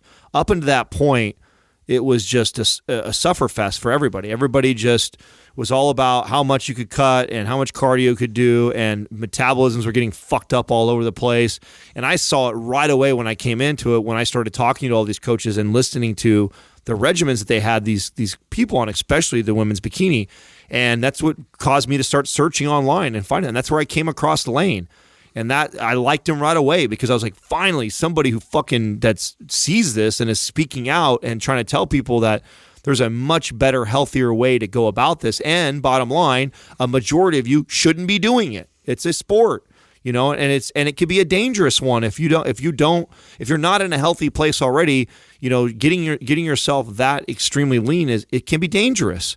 And so this is why, and I'll forever have love for Lane for that, because his mission and what he stands for originally and how he got famous was helping these, bikini competitors, reverse diet. Like, he was the first person I ever heard talk about the reverse diet, and now everybody talks about it and it's become a buzzword. But Lane was one of the original people that was speaking out on this and was teaching people. It's where I learned reverse dieting from.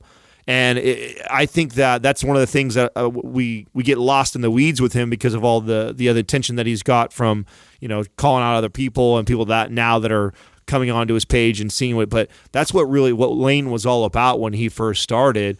And I got a lot of respect for him because, now all the coaches, now all the Instagram people are talking about it and they're jumping on the bandwagon of, reverse dieting and calling all this out. But, before us, the only person I knew was Lane that was speaking out on this. And so got a lot of respect for what that guy was putting out. And I know that his competition, here's a plug for you, Lane, like his competition prep book is very, very thorough. So if you're somebody who is wanting to learn and wanting to know how to do this right, I think that's an incredible investment. Right. Next question is from Noah Thaler. Can you guys talk about your beliefs regarding the supposed 3 body types, endomorph, ectomorph, and mesomorph?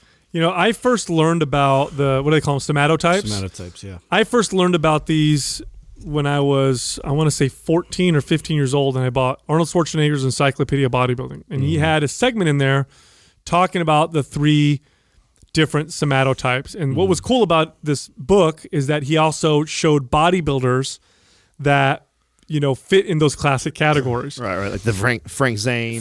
Yeah, it was really, really cool. Yeah. And so before I get into it, here's what the Somato types are supposed to be, or we're supposed to do, right? So ectomorphs are long and lean, little body fat, very little muscle, and they have a hard time gaining weight. Then you have the mesomorphs, which are the athletic, solid, strong people, not overweight, not underweight. They kind of eat whatever they want, and they gain lots of muscle. And then you have endomorphs, who are heavier, bigger, gain more body fat, and tend to gain body fat easier when they eat more food. And have a hard time cutting. And have a hard time losing or getting leaner. Yeah.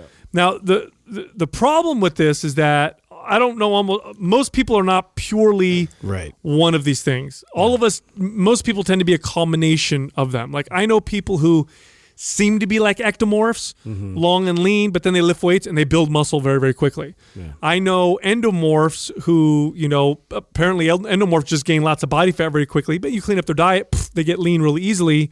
And so it didn't seem to be this genetic thing, alone.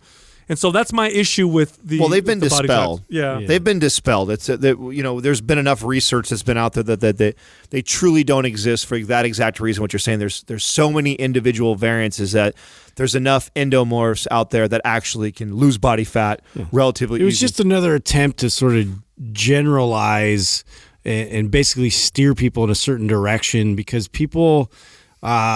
They get benefit out of simplicity, and so I think that this just really generalized the process of like, well, I can identify myself in this body type, so therefore I'm going to, pursue, ways of dieting and nutrition, or ways of training that are common amongst these types of body types. Well, this is why I picked this question. I picked this question because it came up in my. My Q&A thing that I got that same one too. So this is why I wanted to bring it up. Yeah, it's maybe the same person, if not. But I've had this asked to me multiple times, and I really think the reason why I'm getting asked this question is because some of our peers are putting out a lot of bullshit out there in order to drive traffic or to sell. This is the workout for mesomorphs or endomorphs. Download this test and find out what program is best for your body type. Exactly. My wife's good friend, is a nurse, just got sucked into that. And was like, what does endomorph mean? She's banking on that. This was my response to that was, it's a gimmick that is used to market and sell to people that want to identify with a certain body type. Like, people go, oh, that's me. Like, I'm totally like an ectomorph. And so, oh my God, I should be doing a different workout program, or I should be following a different diet than this person. That makes sense why I wasn't seeing the results I want. It's poking at our insecurities and what we don't know about physiology. But the bottom line is that there's such an individual variance that it's moot. It doesn't matter. It also encourages the belief that the way you look is, in terms of muscle, fat, gain, is all genetic. It encourages that. Like, oh, I know why I'm overweight. It's because I'm an endomorph. Oh, I know why I don't have lots of muscle. Right. I'm an ectomorph.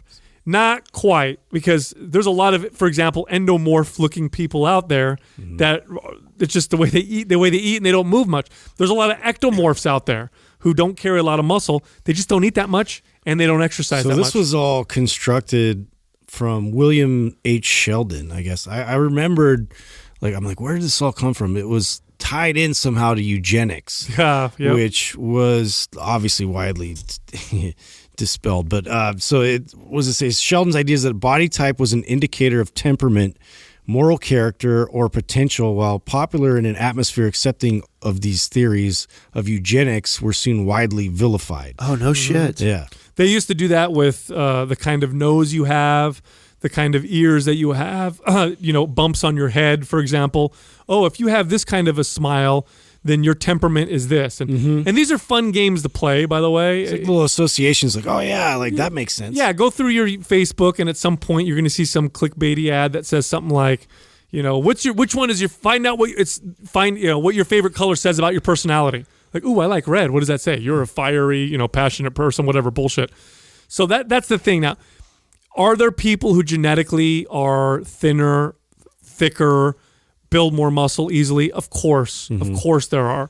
But there's so many environmental factors that influence that that there really isn't much information that's going to give you. It's not like I can look at someone and right out the gates. Like, again, I could take, and I've had this before. I've had clients who've come to me who look very thin and kind of frail.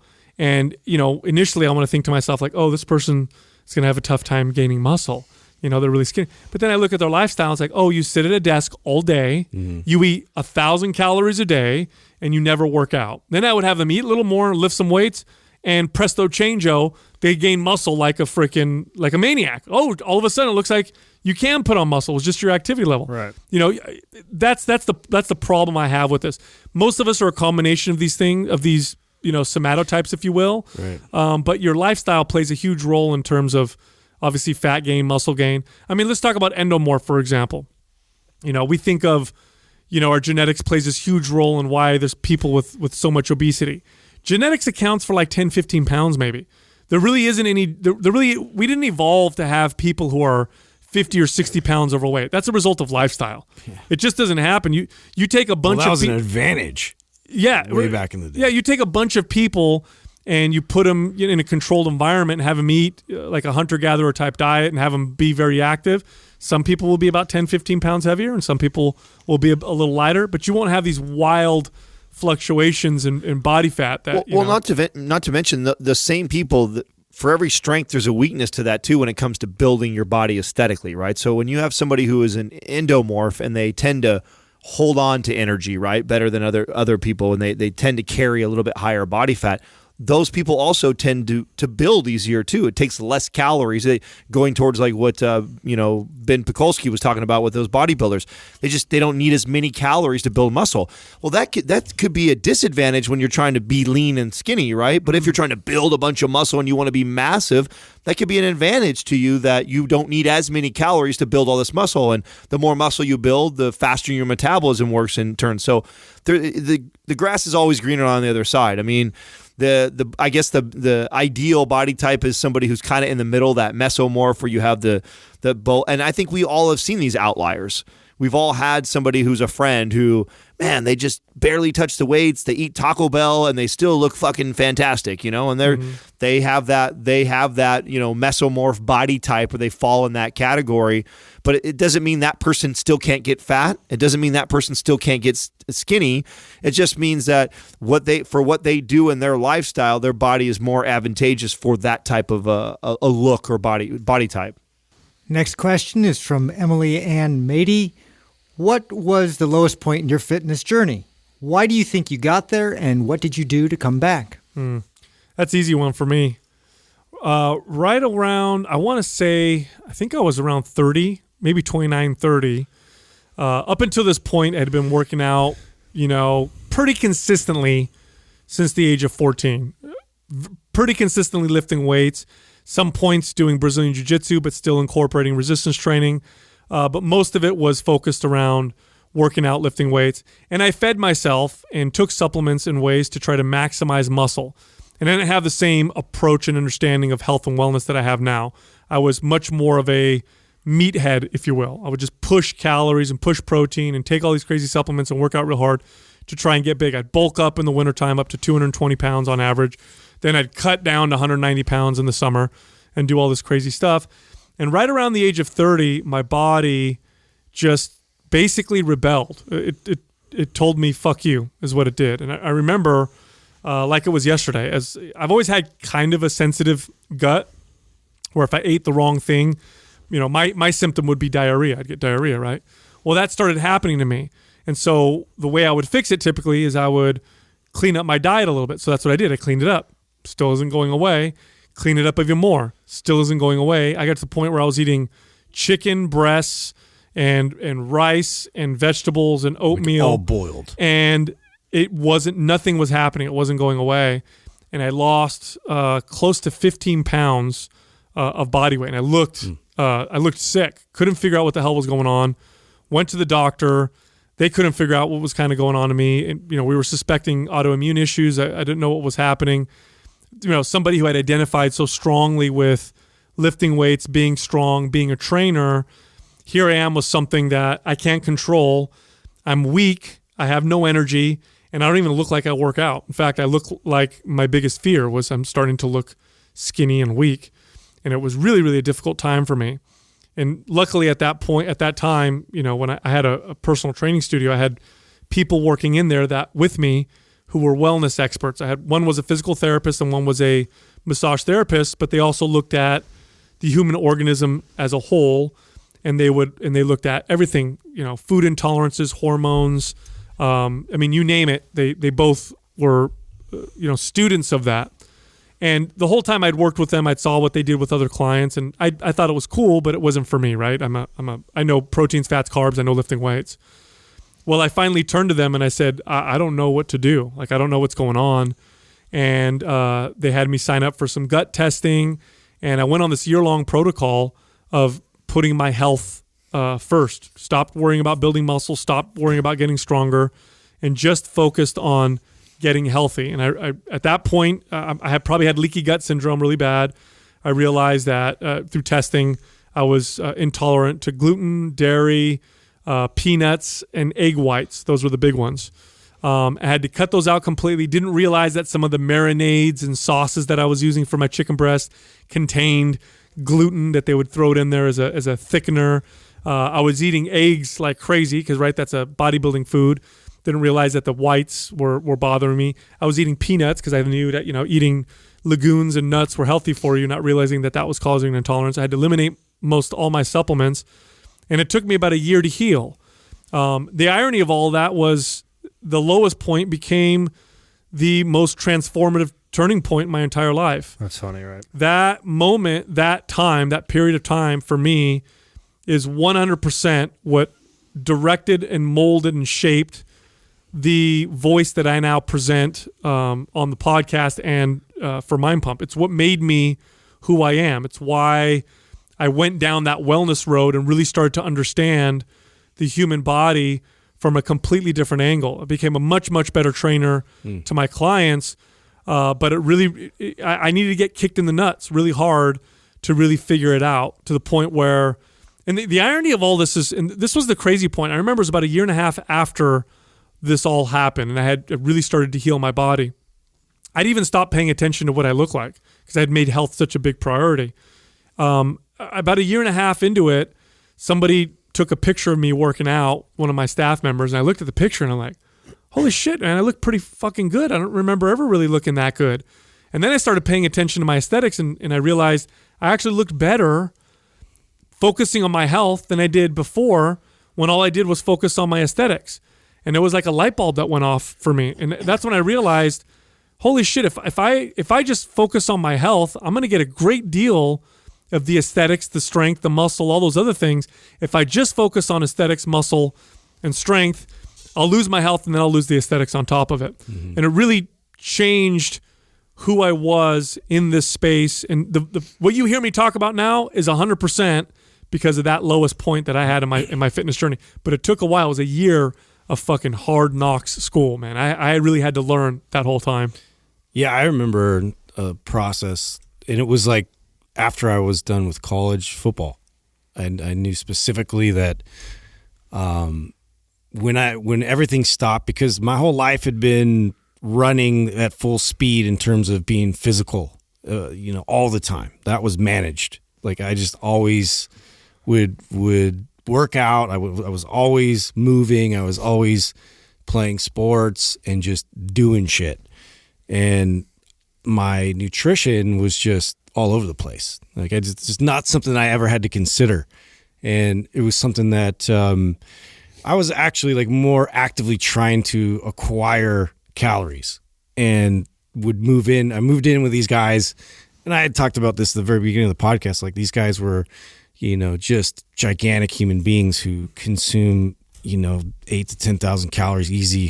That would just go down to like these buffets and just crush, and they bring me along with them. And it was kind of a funny thing at the time because it's like you're in college and, it was like kind of a competitive thing in terms of like how many calories you could get in. And, I got kind of into that. I was never really into it because of the feeling of it, but that was the group I surrounded myself with. And so this is like became like inevitably part of the lifestyle that I was, leading. I was living with these guys, and we were sitting, and we were eating, and I was not active anymore. I wasn't, and I had a gym membership, and I'd occasionally go, but it was just creeping up, and sooner or later, I just look. I'm like, oh my God, like I've been packing away. Like the pounds have been putting on, and walking up like flights of stairs, I would start to sweat and like get winded. I swear to God, I was like, I felt so heavy and just like I had no idea like that could happen to me, because being an athlete, being somebody who's always never like not moving, never not doing things, all of a sudden to now I'm doing nothing, and now I have to find new purpose. And it was depressing. It was depressing as fuck. And I was like, I got to a place where it was really dark, and I was like, I need to get back into this. And I just thought immediately I got to get into the gym, and like I had to do something with my life. And that's actually when I was like, I got to go home, dude, and get back to like whatever lifestyle like I had before this. And I think that was the major draw, because I was having a lot of fun. I was, in a band. I had just finished school. Like life was cool. It was super chill. Like I had all this freedom. I didn't know where I was going to go with my life. I didn't have a job lined up or anything. And it was like, I get back to California. I'm like, what am I even going to do? I like working out. I want to get back. I want to, get back in shape. Like that was my whole thing, was just really improving myself. And then I just saw an ad for like 24-hour fitness, and, I knew I was good at working out, and like that was a huge passion of mine, but I didn't know what I was doing in terms of like coaching people. That's when we met. And then I ran into this guy. That's why you had that dream. Yeah. And he lift me up like a sail. I feel like a Celine Dion song is in the mix for. Maybe Doug can edit that in there. Please do. Please do. In the arms of the angel. That's a different. I think I had two really, really low points in my fitness journey. Probably the most pivotal, though, and beneficial for you as a listener, like Sal, was my first one, which was the first time that I realized I was fat. Because up until that point, and much of what I speak about on this show is because of this. So, it's great that you made that point, because I think it's so true. On the other side of my darkest times were some of the greatest rewards when I made it through. And I don't think that I would be able to speak to the things that I speak to today had I not experienced that. So I'm forever grateful for this. But I spent the first almost 30 years of my life in a permanent bulk because I had never been big. It was so hard for me to get over 200 pounds. I would never want to lean out. I was super insecure with being called. If somebody told me I looked skinny or I lost weight, I would freak out. It was just, I'd never, ever in my life tried to cut, ever. I was always trying to bulk, always trying to build muscle. And until I was almost 30, I was at 29 when I got into the cannabis industry. And it's so funny how distorted my image of myself was, because I remember that I wasn't working out as consistently because we were just so busy with the clubs. I was working 7 days a week, long hours, but I was still training. My buddy and I were getting in 3 times, maybe 4 lifts, which was way less volume than I was used to. And then I was sitting all day long. I was no longer training 8 to 10 clients a day. So I was packing the weight on. And this just goes to show how fucked up in the head you are with your own image of yourself. It's crazy. I was actually excited because I was getting on the scale. Like, it's working. And I was going up in weight. So, and nobody was calling me skinny. You know what I'm saying? And I was putting what I thought was putting size on, but it was mostly body fat. But I didn't think of myself as fat. What I'm looking at is like, oh, my shirts are starting to fill out, like I'm in mass. Yeah, mass. It was, I'd reached over 200 pounds. I'd never seen that before. And a good part of me was really excited about it. And so I just kept going. I just kept allowing myself to pile on the calories and put the weight on And I became less and less consistent with the gym. And about over a year, of being inconsistent with my lifting and eating poorly, with a surplus of calories and not ideal ones. I was laying in bed, and I'll never forget this moment. Katrina and I were together. We just really started dating. We had only been together for about a year. And I roll over on my side, and I go to scratch my side of my rib cage. And when I go to scratch the side of my rib cage, I can feel my belly. And I never felt a belly. I never had a belly. I didn't know what that was like. In fact, most of my life, you could see my ribs, like I was so lean and skinny. And I felt it, and I thought, oh. And at that moment, leading up to that, I knew that I'd been a little inconsistent in the gym, and I was getting kind of soft, but I was still okay with it because I was feeling bigger than I'd ever felt. And I guess I really hadn't taken a picture of myself with my shirt off in front of the mirror, and I went and did that.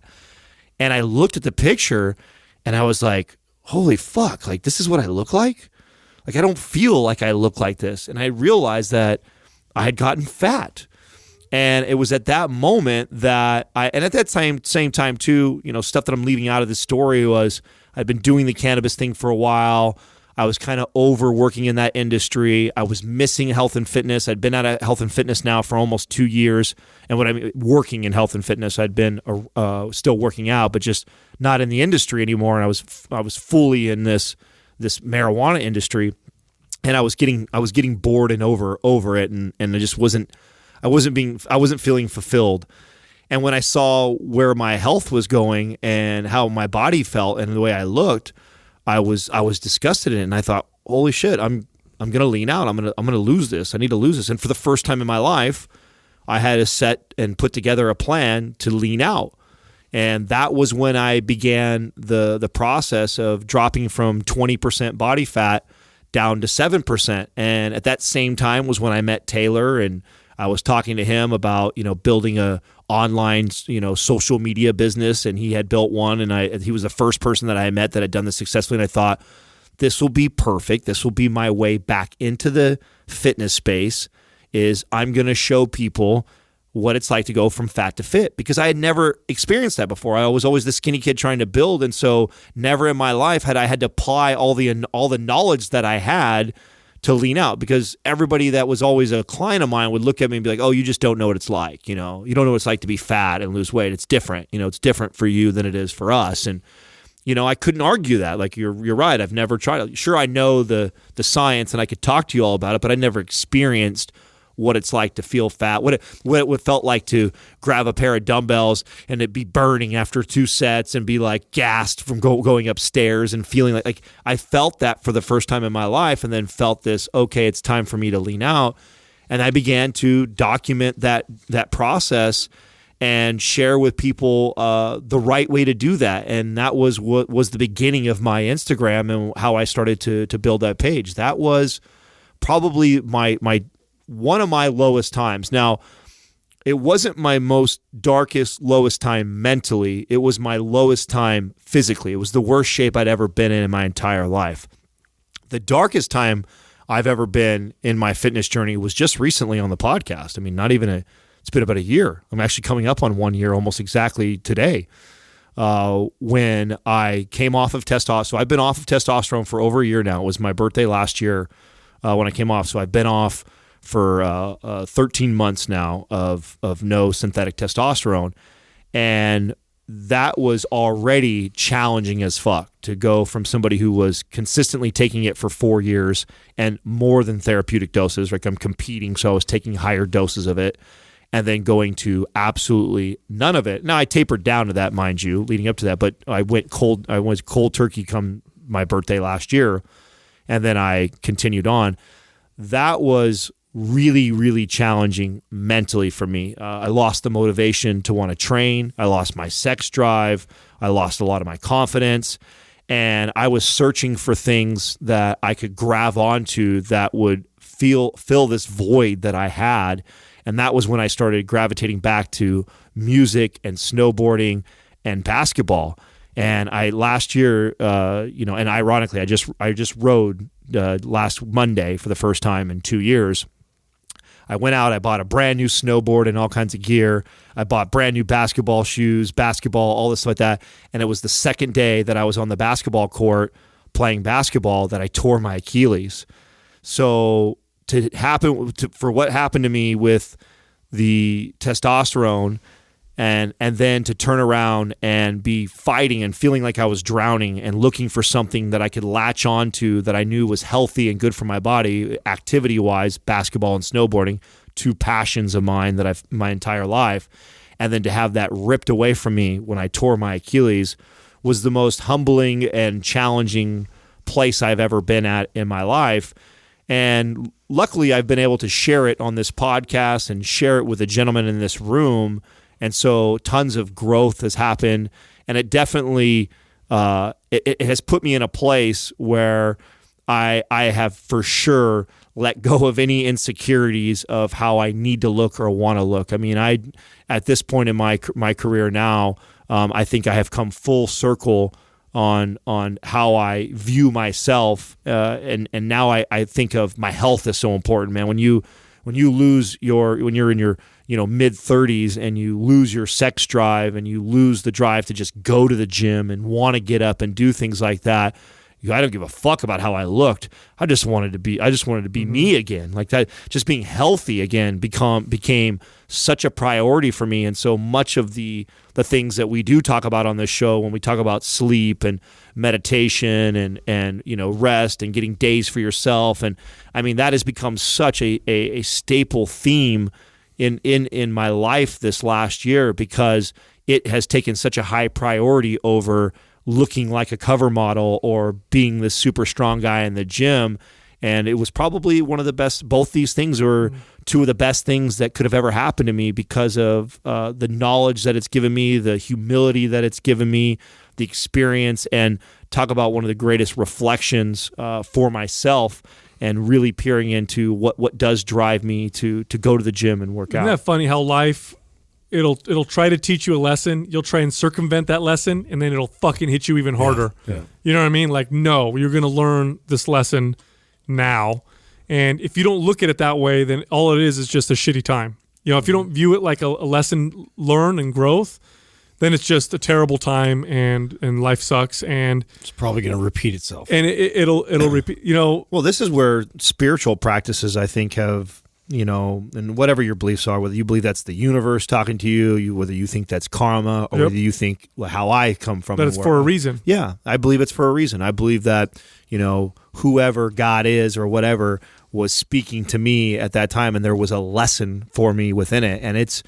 And somebody that's listening and potentially rolling their eyes, you can roll your eyes all you want about it, but I mean, for me, that it's necessary to look at those situations like that. Otherwise, it's extremely difficult to make it through something like that, because then what we end up doing is going, why me? Why does this happen to me? Why am I getting fucked over the situation? Versus the way I was forced and the way I was raised to look at it as like, okay, what is being taught to me right here? What am I supposed to learn about myself in this situation? And that was the humbling experience. That was the growth that come from it. It is crazy how distorted your own self-image can be, just how distorted it really can be. I mean, I thought I was so skinny and so like you, Adam. If someone said the word skinny to me, it was like the worst insult in the world. It would like hurt me at my core. And I was a sophomore who had lifted weights since he was 14. I was about 175 pounds. That's not a fucking skinny kid. That's not bad at all for a sophomore kid. I could deadlift over 400 pounds, but I was so afraid, so distorted. When I would train clients who had issues with anorexia, bulimia, or other types of eating disorders, or just, distorted images of themselves, I was always really effective with them because I could completely relate. Like when they come to me and be like, oh, no, I still feel fat, and I still feel, I'd be like, I know exactly what you're going through. And trust me, your vision of yourself is so distorted, you cannot trust it. Yeah. You simply can't trust it. And most of us experience this in some form, throughout our lives. Like, how many people do you know where they'd say, oh my gosh, I wish I looked the way I did when I used to think I was fat when I was in my 20s? You know how many people think they're so fat in their 20s, then they get into the 50s and 60s, and oh my God, I would do anything to look like I used to look in my 20s. It's really crazy how we view ourselves and how that drives us to do things to ourselves that are bad for us, bad for our quality of life, bad for our physical health, bad for our relationships.